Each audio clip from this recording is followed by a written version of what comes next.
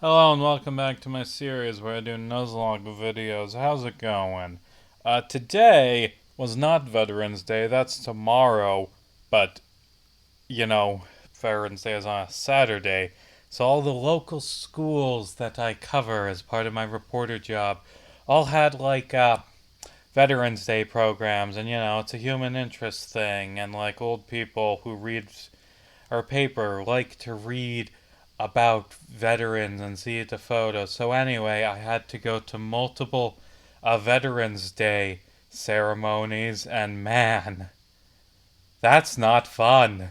It is. They're all the same. Like there is only a certain number of times that you can hear a reading by a high schooler of In Flanders Field before you start to get sick of hearing that poem. Like it's a good poem, but probably shouldn't just hear it again and again throughout the day.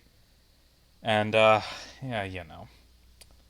it was fine. I don't like Veterans Day. I've become more and more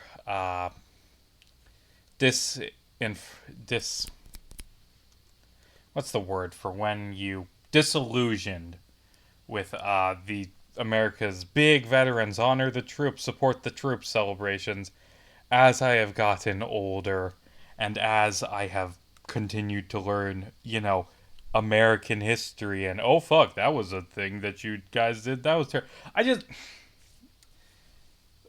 like I know a lot of people who are veterans. And excuse me. And they're fine for the most part. They're just average people for the most part, not like these pillars of valor and greatness by any means. They act exactly like normal people, but no, no, no. Gotta sit through the 30 speech about actually joining the army is the ultimate honor, and it teaches you discipline and respect, and no one else understands the glory that is being a veteran and blah blah blah. And the thing that always annoys me is the whole fucking veterans they fight for our freedom bullshit because no they fucking don't. No they haven't. They have not in so long. They can we get over that like veterans they fight for our freedom stuff because not in my lifetime. Like I grew up height of the war on terror is my childhood where we are invading a country on false pretenses, killing tens of thousands, perhaps hundreds of thousands, depending on the estimate, of civilians. And our generals are saying, oh, by the way, the main reason we're doing this is to protect the profit of American oil companies. That is by far the most important reason why we decided to do that. And, I have family who served in the war on terror, and, they're all right people. They're people. They're just ordinary people, but they did not fucking fight for freedom even slightly. They fought for having money to go to college. And the thing is if America doesn't be world police and, carry out destructive wars across the globe, you know what happens to American democracy? Absolutely fucking nothing. Like the argument oh, the veterans, they fight for our freedoms. That implies that if we hadn't invaded Iraq and Afghanistan and every other country the United States military has gone to war with, that America would cease to have basic civil rights. And it's never really explained how. Yeah, I'm just kind of fucking rambling. There was some talk of the Korean War listed as one of the those soldiers they fought for our freedom's time, and I'm going to single that one out because that was during the 1950s. Because America was an authoritarian hellhole where Americans didn't have rights in the 1950s. We didn't have fucking rights. Well, we, as in me, white guy, had rights, but black people weren't allowed to vote. They would be fucking murdered by the U.S. government for drinking from the wrong water fountain. That is what in the 1950s America was. America was not a free country in the 50s. And where were our veterans then? Where were all of these soldiers who, they fight and protect our liberties? Where were they Then oh, see they were busy killing people in Korea because you see if there wasn't 1 to 3, depending on your estimates, million civilian casualties, then America wouldn't have had freedom, and also America didn't have freedom anyway because America wasn't a free country and the veterans weren't doing shit about that. The point is, I think it's stupid. And I think Veterans Day is largely. Oh, you're going to be really annoying, aren't you? Oh, never mind. I think Veterans Day, especially because, it's at public schools, it is propaganda. It is don't question the US military, don't uh have a problem with them killing people because they fight for our freedom. Citation needed. I just think the whole shit is stupid. And I think the US military kind of fucking sucks. And, they don't fucking fight for freedom. And, but I gotta report on it. I have to go out and take my photos and write what happened because otherwise I will get fired. And if I say the United States military is very destructive organization that has not fought for freedom in myself or 99% of our readers' lives, then I will get fired because I'm not allowed to say that. And the other thing is, I'm thinking about this. I don't like my job a lot of the time because I work for a non political local newspaper, and that means um, I don't get to be political. There is an exception that of times I'm allowed to be political, but I'm not allowed to be political when I'm covering politics because I have to stay neutral. And tomorrow morning, or tomorrow, I think it's like 2:45, something like that. I am going to go through fucking hell on earth because there will be a visit to my hometown from Ron DeSantis, the fascist cunt from Florida. And yep, it's part of my job description. I am legally required to cover it or I will get fired. And I can't say Ron DeSantis is a fucking fascist who deserves. Can't finish that sentence because the FBI. Um, can't say that because, we'll get in trouble. Just have to go and take a few quotes from him and say, like, even if I didn't quote him or report anything he said, that's still propaganda for a fascist who I hate because it's still showing, oh, he cares about the small towns in Iowa because he went there specifically because he wants to be president and he will not visit this town ever again or even remember that it exists. He does not give a shit about you, but he visited while he's campaigning. You see, that means he cares about Iowa farmers apparently. Oh boy, yeah. Oh god, and it's going to be on Veterans Day, actual Veterans Day. So he's going to just brag so fucking much. I'm a veteran. I was in the United States Navy. No need to dig into what I did in the Navy. The point is, I should be president because I have history in a military. What did I do in the military? Where was I stationed? You don't have to look that up. What I'm getting at is that Ron DeSantis was stationed at fucking Guantanamo.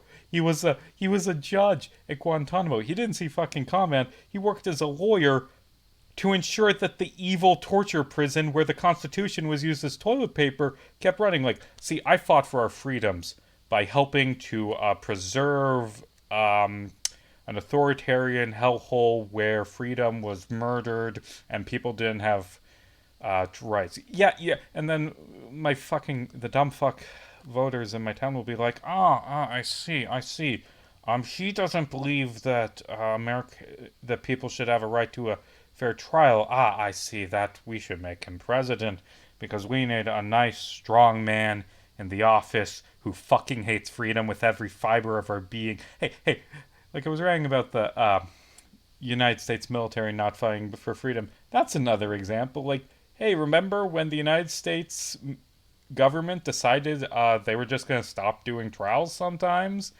What were the U.S. military doing then? Were they upholding the Constitution and protecting basic civil? No, they were carrying out the torture at the places where people are held without trial. Huh? Huh.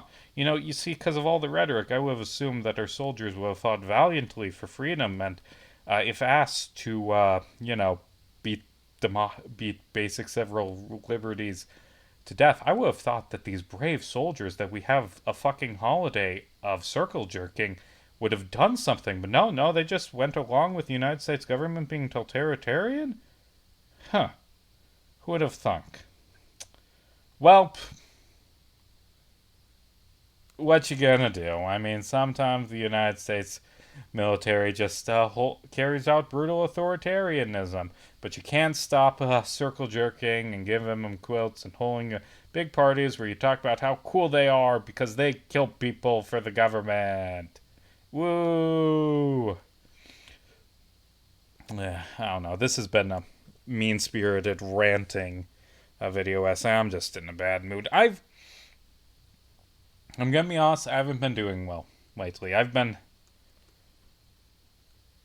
Are they in anxiety attacks? What they're happening? I've been having it. It started happening multiple times a week where I just get so stressed out that I can't function, and then that spirals because I go from being stressed out to being stressed about the fact that I got so much shit I need to get done, and I don't have time to get it done, and I'm wasting time by just sitting here shaking with stress, like unable to stop clenching my fist, and like I feel like my clothes are strangling me, and I can't breathe, and I get hot, and I maybe I should talk to a doctor, but I actually talked to a doctor today for a different medical emergency, and didn't have the courage to mention this.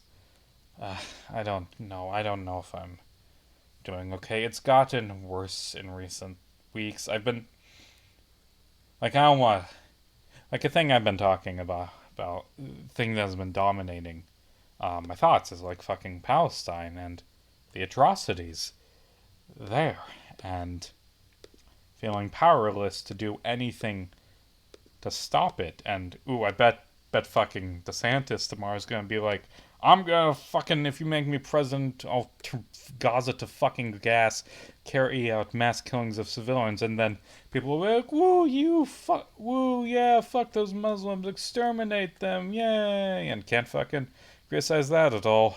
I just, it's fucking horrendous, and every day I wake up and I stare at it, and there is nothing I can do, but I want to do something, and it just makes me feel like shit. You know, it reminds me a lot. And honestly, oh no, the like fucking middle class guy in Iowa is feeling bad about the civilian killings. Like, yeah, that's fucking stupid. Like there are people who are actually dying. My problems do not matter. It's just it's demoralizing and it isn't great on my mental health. And again, that's not. I'm not the fucking victim here. There are people who have it so much fucking worse than me.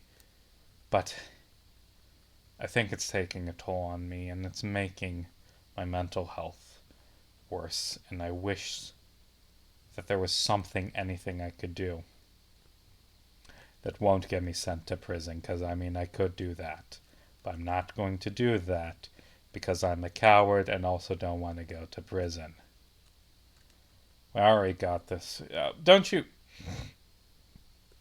This has been too dark of a fucking vlog, but sometimes that's how it happens. Sometimes that's how talking about my life is. You just talk about stuff and feel bad, and I don't. I should read the dialogue instead of skipping past it. I caught a Pokemon, so I did that thing where I name it after a commenter. Let's pull up the comments.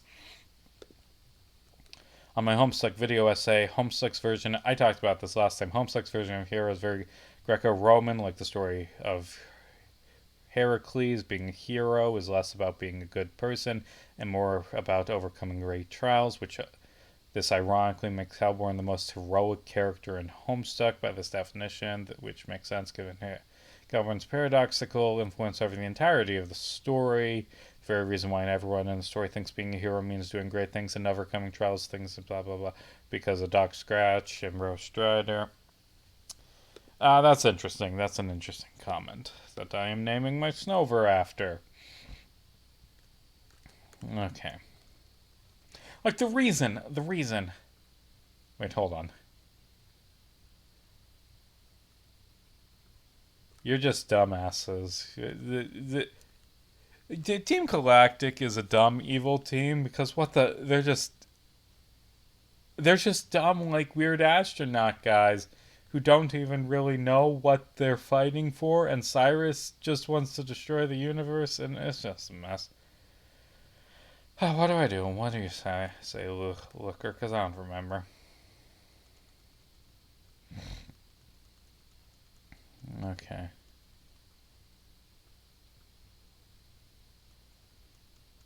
Okay, I was supposed to say yes. Okay, let's just go ahead. The reason I don't like writing about politics is it makes me feel like a propagandist. It doesn't make me feel like a writer who is writing the truth. Because no there's no such thing as bad press. Because just letting a fucking fascist political candidate go out there and quote anything while they're saying what they think will make people vote for them. And if you challenge them, well, they're better prepared from you. They'll respond to your questions in a way that makes them look good, and they won't fucking lose any support. So what's the goddamn point? And just gotta sit there in the corner and bite your lips so you don't curse them out, even though you fucking want to, because you know, because if you do, you'll get fired. And what the hell will that accomplish? I mean, honestly, I did say people are probably wondering. No one's fucking watching this, but if they were, what they're, I did say that there is an exception to the I'm not allowed to be political in my job thing. Is I get to write a column where I talk about history, and history is very political, and I get to rant about my political opinions as long as it's on things that happened in the past. And uh, I don't I haven't really tested how far I can push that going into political stuff, because the stuff that I do political is non-controversial stuff, like slavery was bad, which admittedly that is controversial in the U.S. because our country is filled to the fucking brim with racist assholes like Ron DeSantis. But you know, and I hate the Cold War. I think I constantly, every time I talk about the Cold War, I shit on the U.S. and that is, that's political. There's one column that I would love to talk about is like the Kent State massacre, but I am afraid of the backlash I would see from a heavily Republican area if I said, "Hey, the United States military doesn't fight for fucking freedom. They murdered a bunch of unarmed protesters in cold blood for opposing mass murders by the United States military. That's what the United States military does. They fucking kill you for having freedom because they hate freedom." Like, I would be fired on the spot for writing that. No, no, I'm tired. I'm tired. Is how, is the best summation of how I have been feeling for a long time now. God, this is a fucking downer of a vlog. Holy shit. Maybe I should just end it early because I don't know. Let's talk about the channel. I've got penultimate episode of Torchbearers coming out tomorrow. I've got them mostly done by now. It is called Crashing Waves, and it is getting everything in place for the finale. And the finale is going to be very long. Well, I don't know very long. It's going to be about the length of wet work.